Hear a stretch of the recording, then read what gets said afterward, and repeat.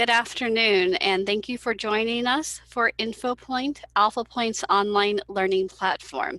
Alphapointe is a leader in the education and rehabilitation of those with vision loss or blindness. Today's webinar focuses on the 10 plus things that you need to know to be prepared for college. And our panelist today is none other than our very own Youth Services Manager, Jake McLaughlin. So a little bit of housekeeping while we get started. We are using our Zoom conference tool. There you have the option of showing the small active speaker view if you see the video screens with the people in there on the side, or you can show both of us at the same time. If you are finding that where it is positioned on your monitor is in the way of the slides, you can click and drag, or if you are using a touch screen, just touch and drag to move that to where it is not in the way. We have designed these webinars with accessibility in mind. That means if you have total vision loss, everything on the slide will be described by the panelists. If you are low vision, the slides have been designed to be accessible with large print and then yellow print on a black background. This may mean that you will need to adjust your inverted color settings if you use those on your computer. For Zoom text users, that command is caps lock C. At the bottom of your screen or at the top of your screen typically is a little sort of control bar. You have the option to raise your hand that alerts us that you may have a question. There is a chat function where you can share a resource, and there's a question and answer. We will have a question and answer portion at the end, but go ahead and ask those questions in that Q&A box as you go, and the moderators will be watching and helping to answer those. And we talked about the chat box and the question and answer. I got ahead of myself. So without further ado, we're going to turn it over to Jake McLaughlin for the 10 plus things to know for college success.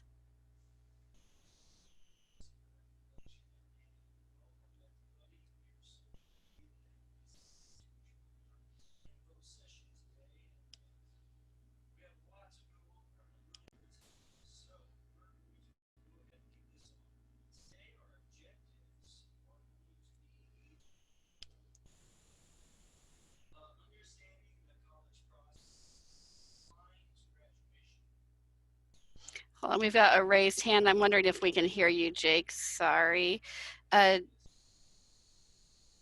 Jerry Heil raised her hand, and I'm not seeing anything in the question and answer or chat. Raise your hand if you can hear Jake. Go. Okay. Oh, we're getting some hand raised. They're saying they can't hear the presenter. Okay, so we've got Jake unmuted. Jake, check your headset.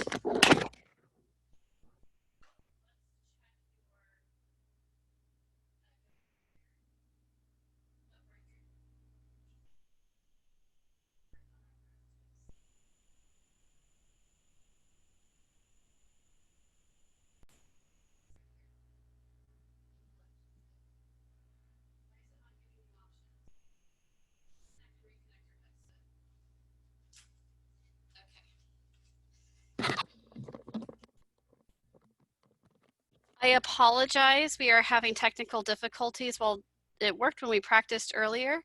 While Jake disconnects and reconnects his headset, I'll go ahead and continue going over his objectives. So the first objective is understanding the college process from admissions all the way through graduation, defining the different offices you'll be interacting with, as well as the personnel who you'll be working with, and then tips and tricks for success. Jake, go ahead and try saying something now. Jake, I'm still not getting you through my headset. This worked earlier. So, Jake, since you're our main presenter, come to the other side of the screen. We're going to switch computers. And I'm going to sanitize this headset.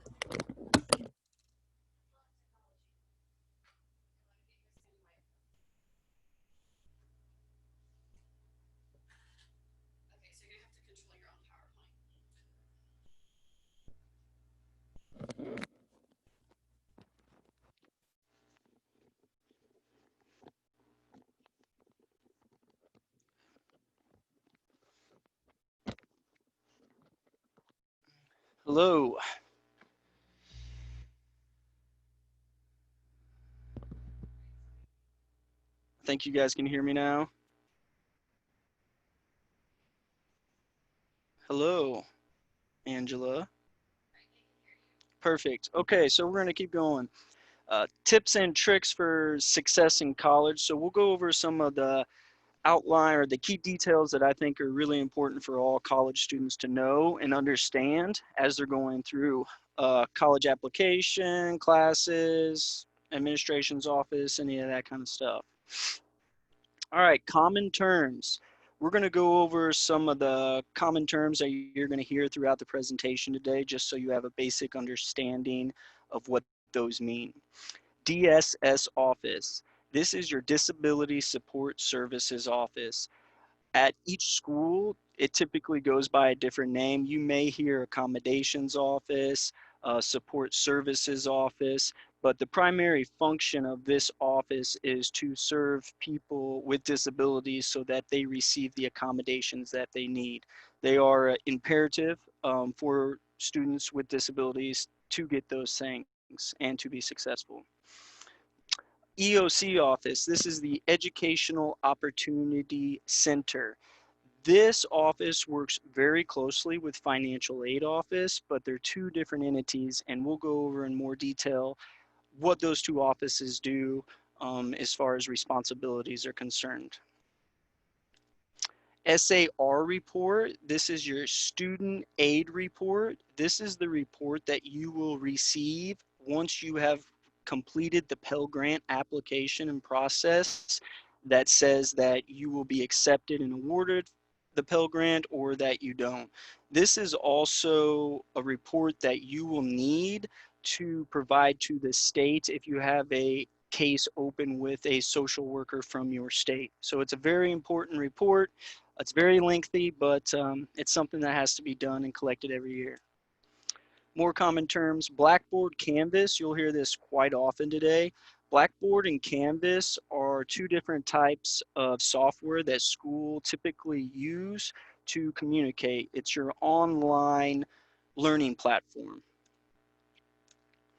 Placement testing, today you'll hear me talk about placement testing, whether that be the ACT, the SAT, or for a lot of community colleges, they have their own testing that they will administer so that they can place you in a certain level of class.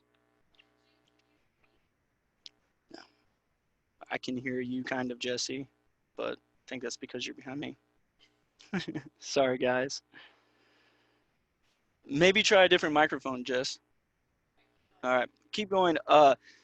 Placement retesting, whether a school has their own or you're taking the ACT or SAT, this is required for admission. Blindness services. So now we're going to start with what do I need to do first to get going for college and how do I receive services and programs? The first thing that you are going to want to do if you have not done so already is open up a case with your service provider from the state. Example, we have vocational rehabilitation services for people that are visually impaired and blind. More, that's divided out again agency here in Missouri that is called Services for the Blind. States will have a way for you to get assigned a counselor and those services. These individuals are going to help you with a lot of different things on finding programs, receive different devices, anything that you might need for to be successful in school. How can they help you? I kind of just went over that a little bit. They're going to help you provide programs, kind of come up with a plan for you to follow so that you can be successful or find that job or employment later down the road after you go to college. Applying for school. So step one, you will need to apply for school. Most times this is now done as an online application process. Depending on the size of school, most community colleges have about a 2 to 3 day turnaround as far as the application process concerned. Some of your larger schools are going to have a little bit longer application process and on how when you're going to get that information back that you've been accepted or not. Placement testing, this is going to be imperative that you already have that testing done, or that you're going to get that at the next school that you're going to apply for. A lot of times this has to be submitted at the same time as your online application process. You will also want to have your transcripts either from high school, if you're a traditional student going from high school to college, sent over to your new school, and vice versa. As far as if you went to another college as well, you're going to want to have all those records transferred over to the school that you're attending now. And this can all be done online via online services nowadays. There usually is about a $5 to $10 service fee to have these transferred over, but it's something that is required and you have to do. All right, moving forward to financial aid. This is something that gives a lot of people nightmares, and rightfully so. It is a very confusing process.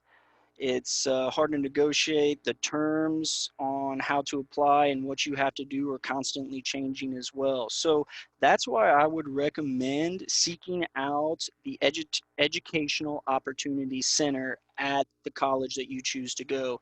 These are individuals that will help you fill out all that paperwork.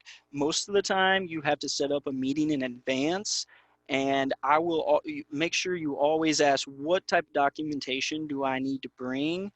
And if you have already previously before filled out financial aid concerning the Pell Grant or any other type of financial aid you're getting, you would have been issued a username and password. That username and password will follow you throughout your entire college career. So it's important and imperative that you save that information, because the EOC officer helping you will not have access to it. And if you have to request a new username and password, it's going to take a couple of days. So keep that information, it's important. That SAR report that we talked about earlier, that's the student aid report. So after you schedule your meeting with the EOC office, you will know that day, right after the meeting, if you've been accepted or not.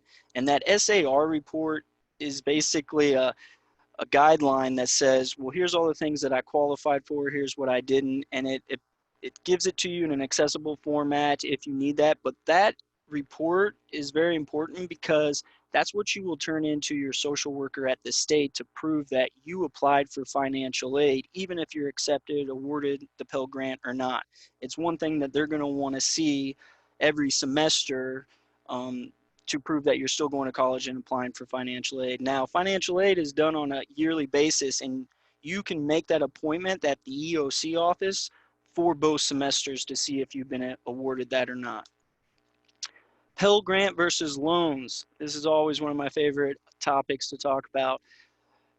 Grant means free money that you do not have to pay back. Grant means good. Loans, sometimes some of us have to take those in order to afford college and get through successfully, but loans are what you have to pay back.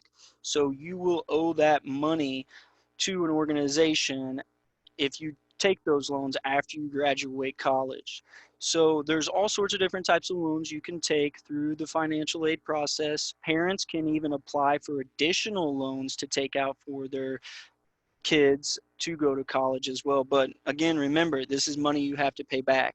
And then the Pell Grant, it's based off of your financial income, and you're also linked to parents until you're over the age of 24, and then you become independent from that process.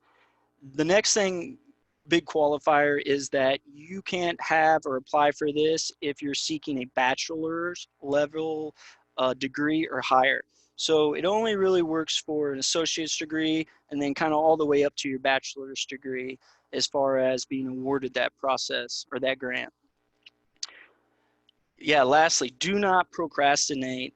A lot of the times there is multiple steps that you have to do and complete before you can move on to the next one, and it takes a lot of time to do that. So if you want to be caught up with the Pell Grant process and the paperwork, and as soon as financial aid is available for you to take from the school, don't procrastinate. Get this stuff done, because I promise you, you will run into problems that you'll have to solve along the way.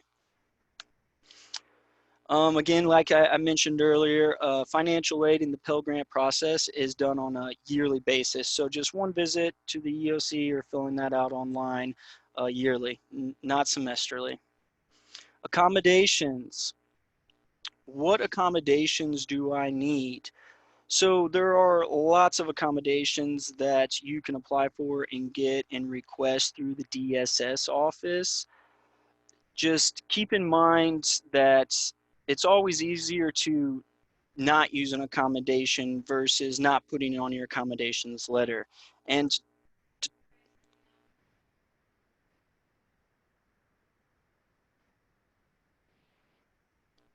I can't just, I cannot. Okay, so how college and high school are different is that, of course, you're still going to get all the accommodations you need to be successful, but by law, the school is required to meet X, Y, and Z as far as those accommodations are concerned. The teachers and a whole staff of people are working, year round to make sure that you get those, and you kind of automatically qualify for them, and they're given to you. You have to, in college, document and advocate for yourself to get those accommodations. And after you set up that meeting with the DSS advisor and you have received those accommodations, they're going to issue you what's called an accommodations letter. And it's just a one-page letter that is going to be sent to each of your professors privately to let them know, hey, these are the accommodations this student needs in the classroom or out of the classroom if you're in the testing center or something like that. I always and highly recommend that students print these letters and then give them to their professors on the first day of class in person. I do this because it allows the teacher to identify who that student is, and you're more than just a number at that point. And you can do this privately as well. You can do it before class starts, you can do it after class starts, wherever you feel comfortable, but it's just always a good idea to physically hand that letter to your teacher. But the DSS office is required to email it to those professors as well. The renewal process for this, accommodations are done every semester. Now, unless your accommodations are going to change, you can apply for the same accommodations online through your student portal or Blackboard system. Now, if you're going to change them, you want something new, you have to make a meeting and go in and talk to the DSS coordinator or advisors again on those accommodations, and then they have to be documented, or there has to be a reason on why you were seeking out that accommodation. Electronic format versus Braille. So typically nowadays, what we will see is electronic format concerning materials or documentation that you may need for class. Now, Braille is not uncommon by any means, and it can still be requested and received. For the most part, we're seeing Braille documents as far as like syllabus or just short information on classroom etiquette or guidelines. A lot of the times when we're talking about books that need to be transcribed or in accessible format, that's going to come to you in electronic format. And it's just imperative that we get an early jump start on receiving that type of electronic format and documentation we need, because it does take time to get all that stuff in. And you want to make sure you have everything before the first day of school starts. How to get my books. So this is a little bit of a tricky situation, or can be for some people. People that are visually impaired or blind are going to receive and purchase their books just like anybody else. You can go to the online bookstore, or you can go in person on campus to the actual store where the book is sold. You buy the book just like anybody else, and then you get the receipt and you turn that receipt into the DSS office. And then at that point, that triggers them to start making any materials that you would need in accessible format for you. Again, this is something that takes time, so getting this done right away will just make sure you're better prepared for class. Technology support. So we've talked a little bit about student portals. All colleges will have a main student portal on how you access curriculum online. You'll be able to communicate through your teachers, look, change up personal information. You can also access financial aid from here to see if you owe any money. One of the most important aspects of the student portal, besides for communication, is to see if you have a hold on your record. And a hold, I should have put this in common terms, a hold is something that prevents you from moving on to the next step because you haven't completed the step that comes before it. And the schools have been really good and got even better about making this easy to access and easy for students to go down that checklist to make sure they have all the holds off their record. Blackboard and Canvas, again, we talked a little bit about this, but this is going to be that online platform that we use to communicate with teachers, with other students, turn in assignments, look up syllabus to know when our due dates are. Everything is done through Blackboard. And it's not always accessible, so the sooner you can get in there and start playing around and figuring out where things are at and located on how to access different parts of it, the more successful you're going to be. And you'll be able to access the student portal, Blackboard, or Canvas right after you apply and you're issued a student number. And this student number, it's how the school identifies who you are. So it's important for you to memorize it because anywhere you go, if you go to talk to financial aid or academics office, anywhere, they're not going to want to know your name. They're going to want to know what your student number is. So it's important to memorize. Using the tech department. So whenever you get signed up for class and you have a laptop or assistive technology you're bringing in, you're going to want to register your computer with the technology department. And this is going to allow you on campus to access and use their Wi-Fi so that you can log in to different software they're using, Blackboard on campus, anything like that. So you're going to want to register your devices ahead of time with them. Otherwise, you won't be able to access different information, and that could happen during class. So being ahead of that is going to be a pretty important thing to do.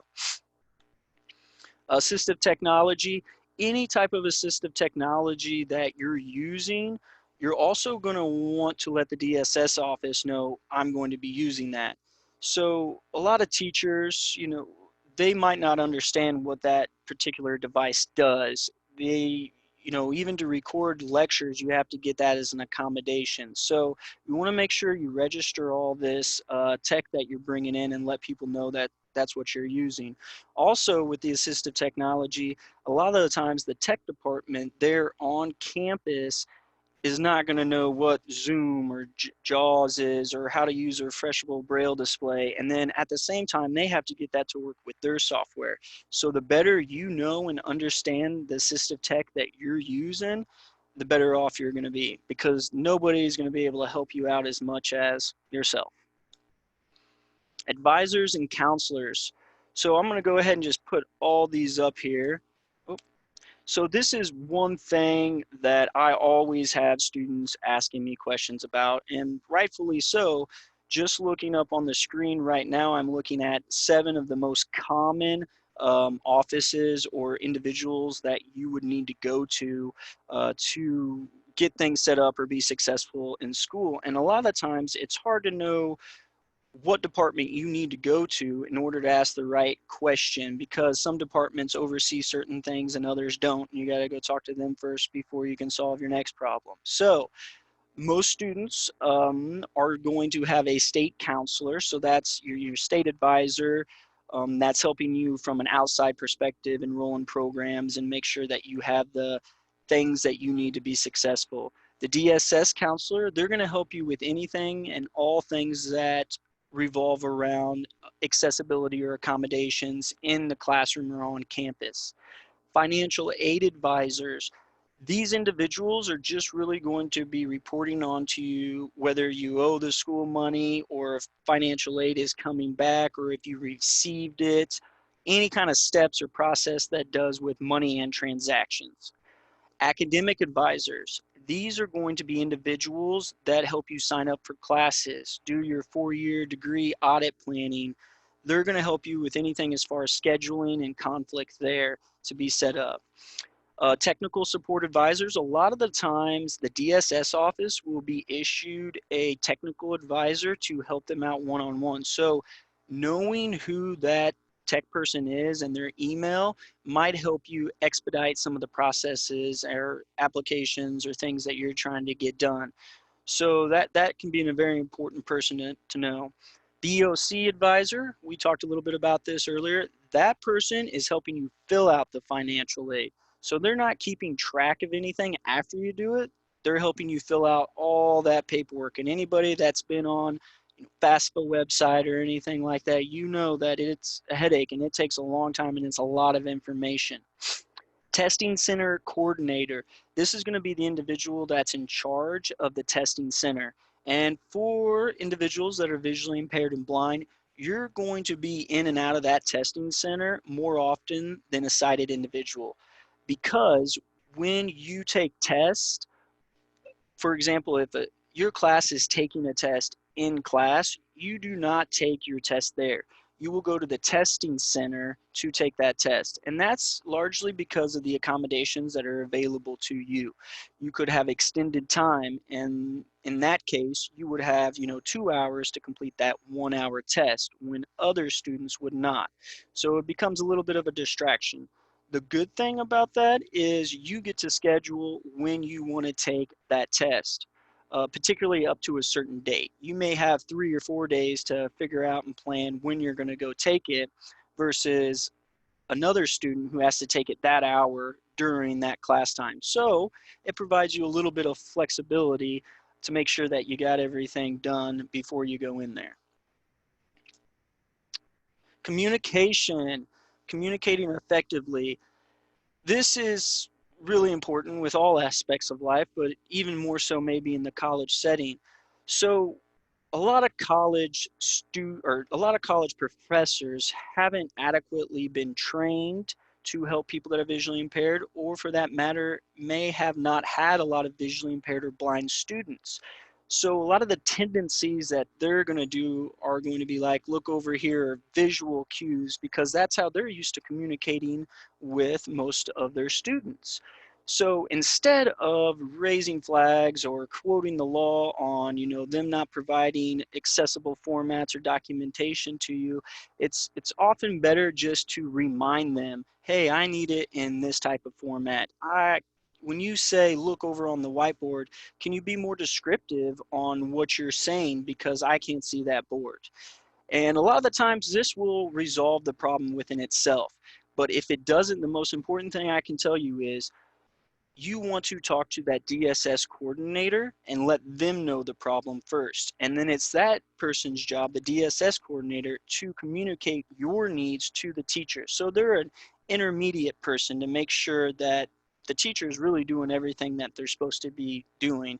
And then also when we communicate this way via email, it gives us something to track along with, the outline as far as what this individual needs differently is concerning accommodations.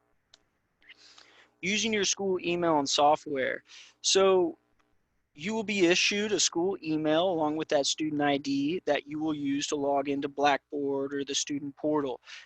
Do not email teachers from a personal email account. They will not respond to you or identify with you to that email in any way. So communicating to teachers, professors, advisors, other students, you want to do that through your student Blackboard system and use the software there that's available for you. Keeping DSS office in the loop. So anytime that I have students going through our college prep program here at Alphapointe, when they're talking about accommodations, I tell them to CC the DSS office in on that email and myself. This just keeps a ongoing record of all the accommodations and issues and accessibility things that we're having so that we can go back later and look, and it keeps everybody on the same page. Asking for help. Everybody needs help, and I can tell you that I have not had one college student go through and not have problems. It will happen. So asking for help when you need it, before something was due or you turned in, it's imperative. And that's why I want to talk about accommodations protocol. So individual, you have accommodations that say you get X, Y, and Z, extended time or large print or whatever accommodation that may be. Let's say that you have a paper that's due and you received prior to that paper being due documentation, but that documentation that you needed to read wasn't in an accessible format. Okay, so you don't tell anybody that that was not in an accessible format. You turn in the paper and you get a bad grade on that paper because you couldn't read all the documentation.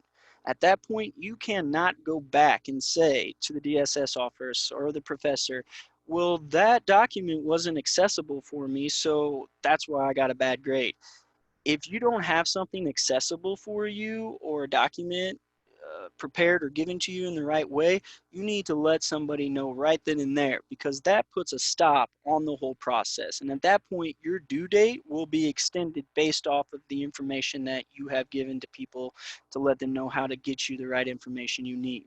So stop, ask for help, move forward. Tutoring.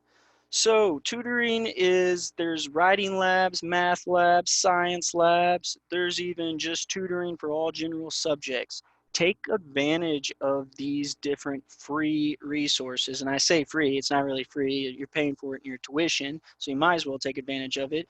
But it's free in the essence is you can go in to that resource center anytime that you want and you're enrolled in school to get help with any of that information. Use it. Office hours. So all professors and teachers have what's called open office hours. And you will know in the syllabus that you can access through Blackboard when a teacher's office hours are. And these are typically just 2 or 3 hours out of every week where the teacher has an open door policy. Come in, talk to me, share with me your problems. If you didn't understand a topic or a subject, I can elaborate more on it during this.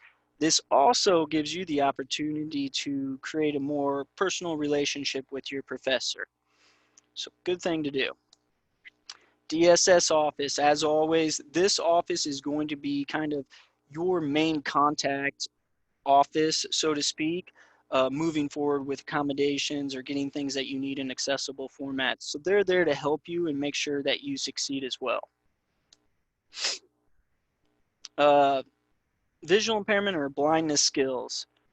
So we wanted to highlight a couple of these skills in particular because they draw more importance than some of the other blind skills that other people may be learning or working on. Orientation and mobility. So this is a skill that you're going to need to be very proficient at before you even think about applying for school. And I always have students about a week or 2 weeks ahead of time run through their schedule. We'll print out their schedule and we'll find out where each one of those classes are. And then we'll go like we would in a normal day after the first day would start, from that class to the next class to your third class to your fourth class. You just run through that process so that you have a good understanding of the routine that you're going to be using. Also, you want to be looking for those landmarks to help you know where things are at, because you're going to need to know where the restroom's at as well. Financial aid office, DSS office, all those different offices are going to be located other places. So there's a lot of orientation mobility that needs to be done prior to the first day of school. And the other reason I like to doing it before the first day of school is the hallways are going to be crowded, jam-packed. People are going to be moving quickly on that first day. And just to have a good understanding versus trying to learn something that first time, it's going to be important for you to make sure you get there on time.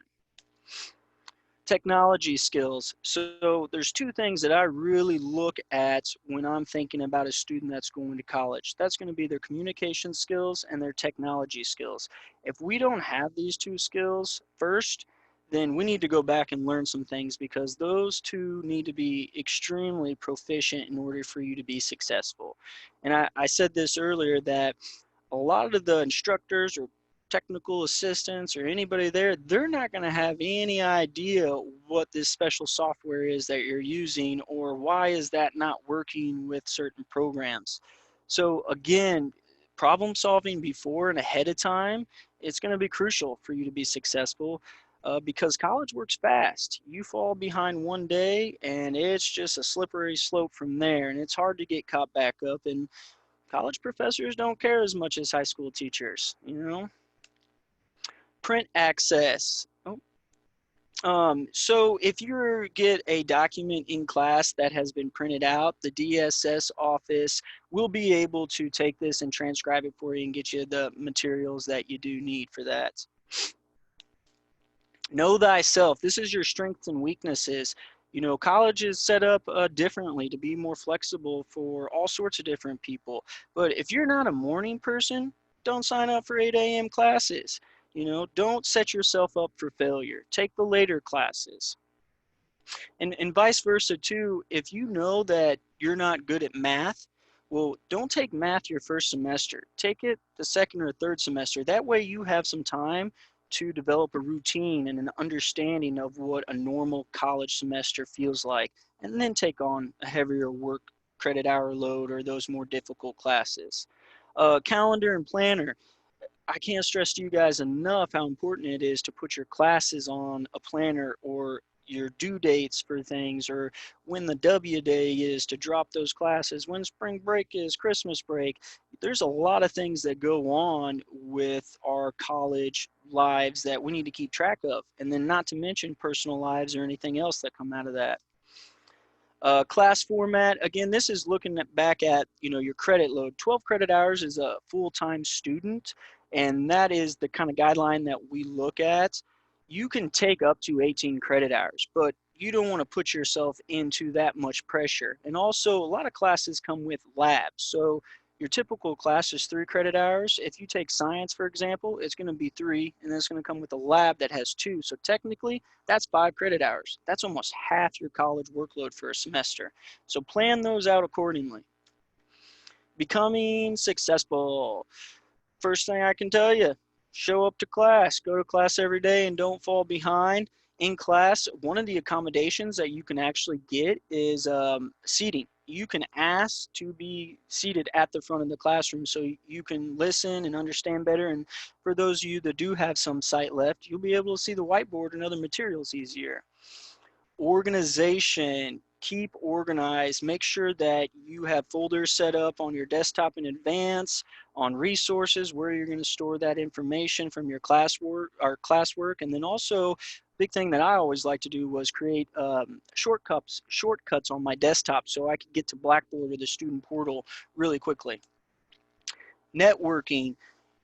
College is so much more than just about education and learning. That's why we're there, but networking with professors or teams or organizations within the colleges or clubs, this is going to be really helpful, and it might even lead into a job later on down the road. Have fun. This is one of the most important things. Have fun while you're going to college and experiencing these new things. This is a time for you to learn and develop as an individual and find out what you like and what you don't like. Alphapointe Programs. So at Alphapointe, we can help individuals going to college. We have the college prep program, and it's in a nutshell, it provides case management for an entire semester, and it's typically for those students that are going to college for the first time, or maybe they're experiencing blindness and going back to college as a blind or visually impaired student, and they need that help and structure to set everything up and get it going. And how we do the college prep program is we take 6 credit hours, so it's a reduced load, so that we can understand and get a good foundation in of all those other things that we have to do and all those other offices that we have to turn in documentation of rehabilitation services programs here at Alphapointe. If you need orientation and mobility, Braille, or academics, some training on assistive technology, we can do that here for you. We can evaluate you, assess you, and say, okay, in order to be successful at college, we're recommending that you take these classes for X period of time. And a social worker from the state can help you get connected with us. Or if you have more questions on how we can help you, give us a call. Let us know. You can always access us on our website at alphapointe.org, or you can give the number you see down below, 816-421-5848, a phone call, and we'd be happy to help you out. Questions?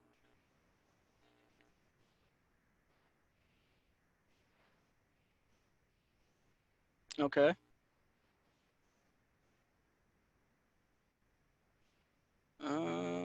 Looking. Question and answers. My chat thing's not coming down, Jess. Oh, I see it. So our mission. Okay. Jesse's got me going here. Thank you for participating in this webinar. Alphapointe exists to empower people with vision loss to achieve their goals and aspirations. If you would like to help support our mission, go to alphapointe.org where you can donate, volunteer, or acquire our products and services. If somebody you know would benefit from Alphapointe services, please contact us at www.alphapointe.org or call 816-421-5848.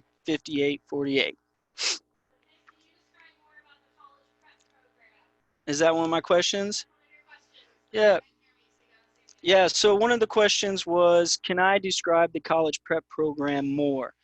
Absolutely. So typically how we go about this is we get a referral that comes in from the state or from somebody that's interested in going to college. And typically what we like to have individuals do is get an assessment done by our comprehensive rehabilitation team here to determine if you're college ready, like I was saying, and have all the skills necessary to be successful out of college. We don't want to just throw you into college and hope that you get it all and figure everything out that you need. So we can help you apply for those programs. And like I was saying, it's done just by one semester of case management work. And we have about 10 goals that Alphapointe has identified that every student that's visually impaired or blind needs to know to be successful and set things up accordingly. So it just works for that first semester. After that first semester, you're kind of on your own. And typically, if you're getting any type of services or funding through the state, you're going to be required to turn in or to take up to those 12 credit hours. But while you're doing the college prep program, you only have to take up to 6 because, again, we're concentrating on all the other things that need to be done and understood, before all we do is think about, the classes and what you need to do there.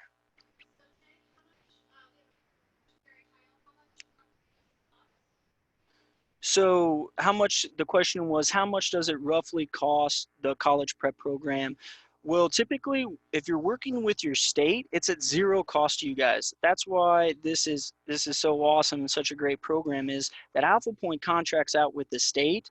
And literally, if I'm doing my job right and you're doing everything you need to do, we can get you into college and debt free with the education that you need to go find that career that you've been wanting to do.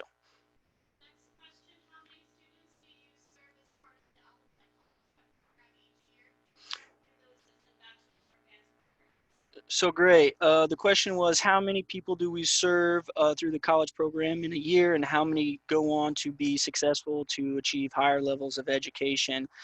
Typically, we're serving anywhere from like 5 to 10 individuals throughout the whole year. Some years fluctuate, having more or less. And then a lot of those students go on to, get higher degrees or keep pursuing, what it is that they're doing. The whole idea is giving people enrolled in this program the tools and the ability to be independent so that they can do these things themselves. And college is so complicated, and there's not a rule book anywhere that says you got to do this, this, and that. You got to figure those things out. You have to advocate for yourself, and we're here to help you understand that process. The question was, how early should I start the enrollment and accommodations process? I would say, honestly, if well, first you're going to need to apply because anybody at school, at any office to talk to you, they're going to want to see that student number. So as soon as you apply, you've been accepted, you're awarded that student number, call the DSS office, set up a meeting. I would say there's no time too early, but if I had to take a guess, 2 or 3 months, that should give you enough leadway to solve any problems that come along your way.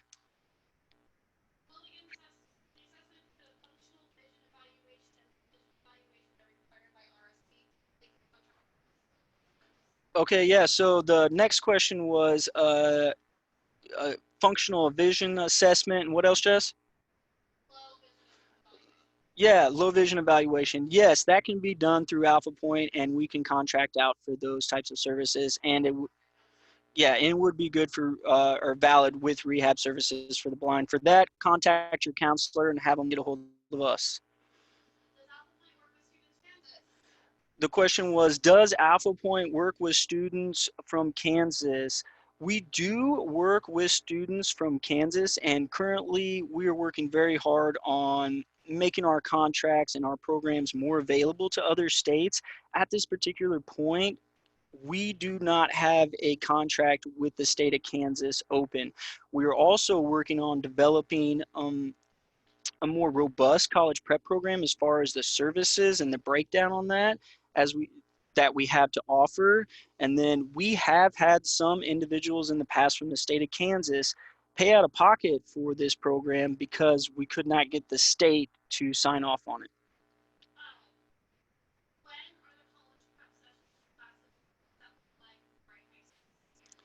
When are the college prep sessions start, and what does that look like for a high school senior? So yeah, we've had a lot of individuals that Alphapointe has been working with over the years, start going up and up, and we get to that time where it's, hey, do we go into employment or do we want to go to college first? And a lot of the times what we like to see is that summer before or even right after you get done graduating high school, you come in here for an evaluation. And that evaluation, do what, Jess? Yeah, between junior and senior year. Contact us as soon as you know that you're ready to go to college. That way we can plan accordingly.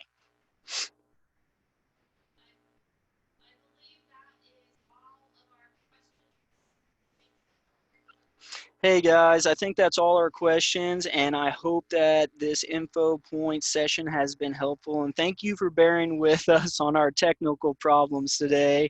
This is a new process to us, and we want to be as helpful and provide services for everyone. So we're figuring this out as we go. Also, I'll be sending out a survey if you identified that you would take that during the registration process.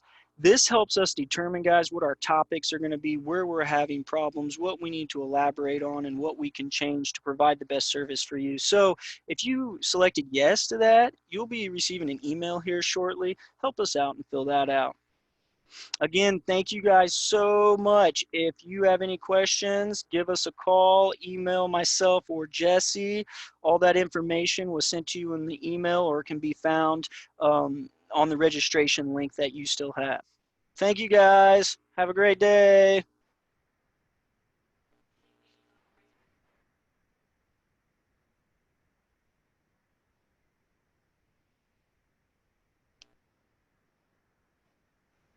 In meeting for all.